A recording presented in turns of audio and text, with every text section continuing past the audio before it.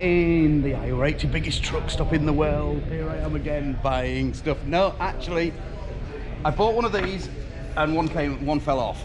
It turns out the roadworks weren't going to exchange it. They said that I fitted it wrong. How dare they accuse me of doing that, eh? But IOH, they got in touch with us and rang me back, and they said they're going to credit us. So I've just come in, and Jay here has exchanged it. All good.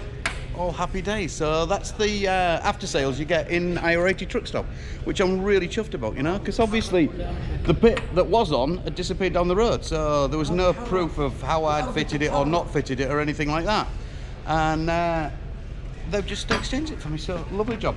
Like I say, I've got to shoot though, because I've got an hour or so left on my card, well, an hour and a half, and I want to get out of here, otherwise I would stay.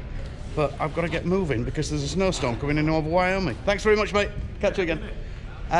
So if I can get an hour down the road, I should be able to make Sturgis tomorrow night, hopefully, and that will be Saturday night in Sturgis, so it'll be all good. Look at it. So I've got to run away from all these shiny chrome bits and get the hell out of here. But it's result. Got that all sorted. Happy with that. Nice, because I think he's giving me the wrong part, but let's have a quick look before I go shooting outside and realise that I've got two the same. No, I haven't. It's the right bit. That was a bit of a worry, wasn't it? So like I say, there we are. I'm rushing out. I can't get in. Lots of truck parked outside. I'm double parked, so I've got to get moving out of there. As you can see, lots of shiny bits, as you do.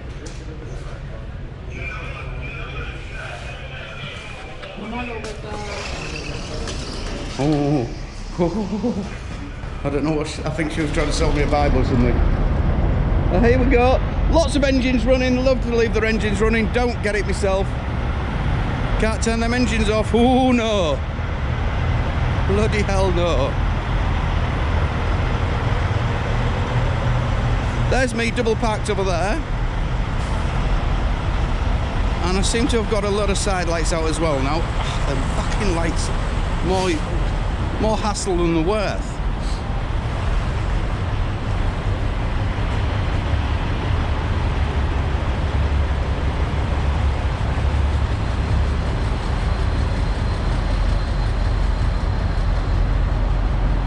She's a beauty, isn't she?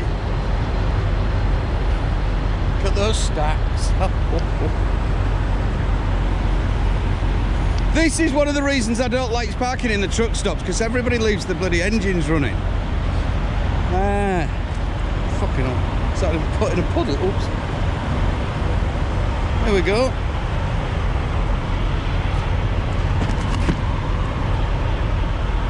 Yeah, there's a nice pub across the road from here.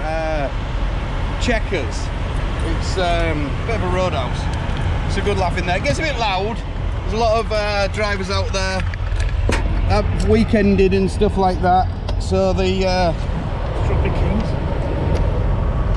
it can get a bit loud on a Friday or Saturday night, but it's fun, harmless fun, as you do.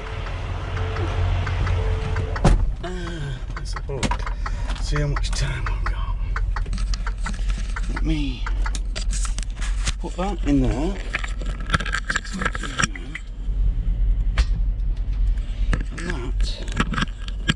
Can go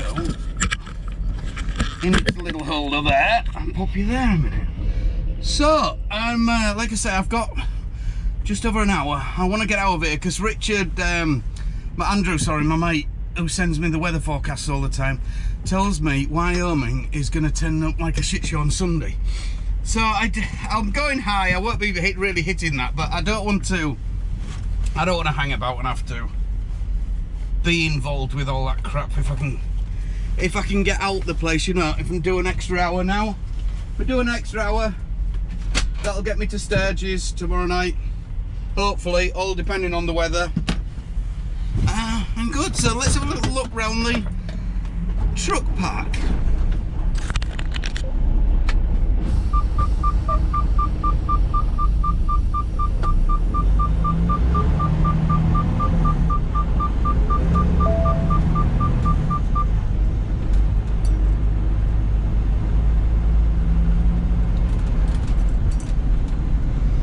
I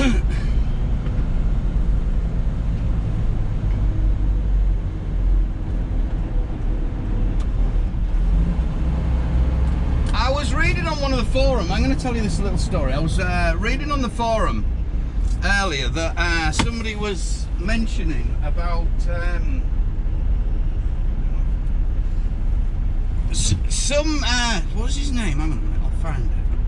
Turn right on West Iowa 80 Road, then take the second right.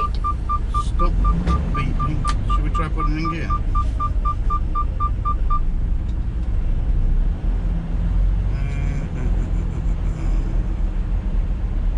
What's this man doing? Are we going? Staying?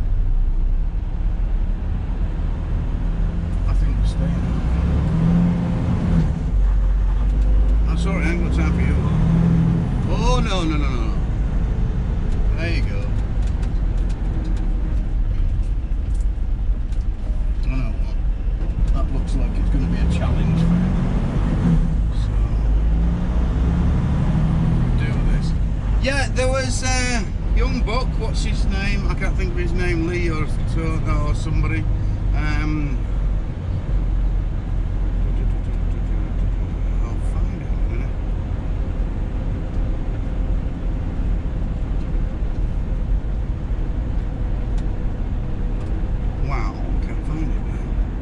Turn left on West Interstate Street, then take James, the first left. A young guy called James, he was asking why old truckers moan about the job a lot. Well, I've been giving this some thought, and we have a lot of time on our hands. Turn left on West Interstate Street.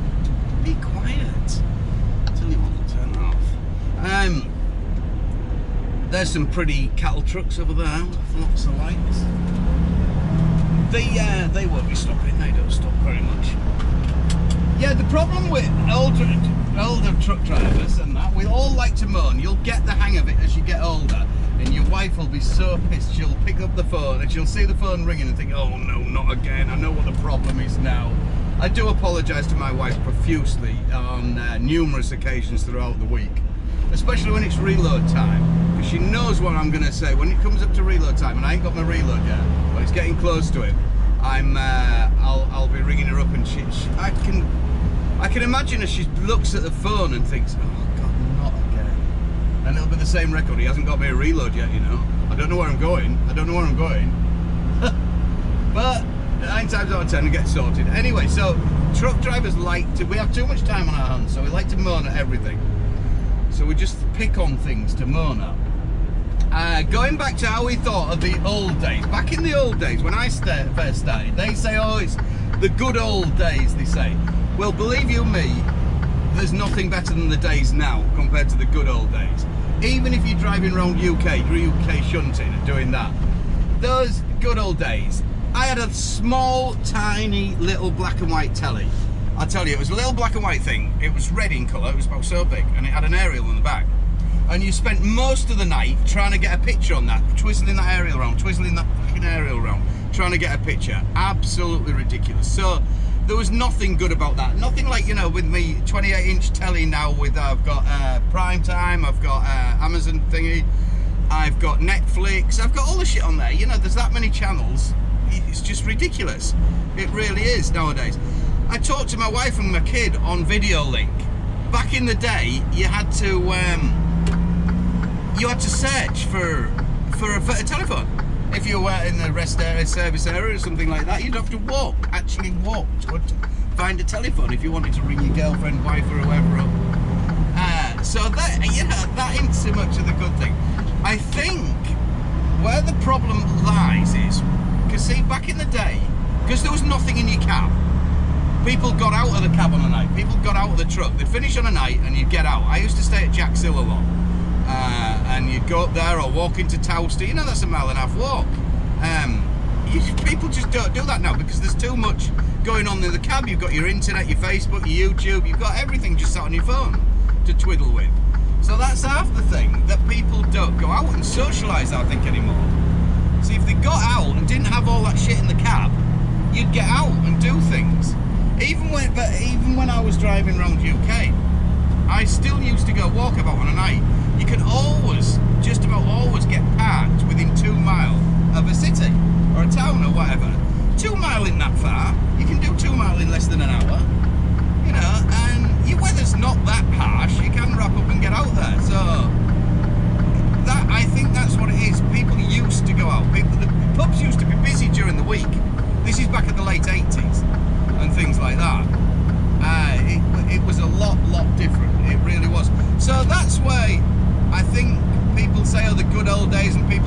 help each other and things like that.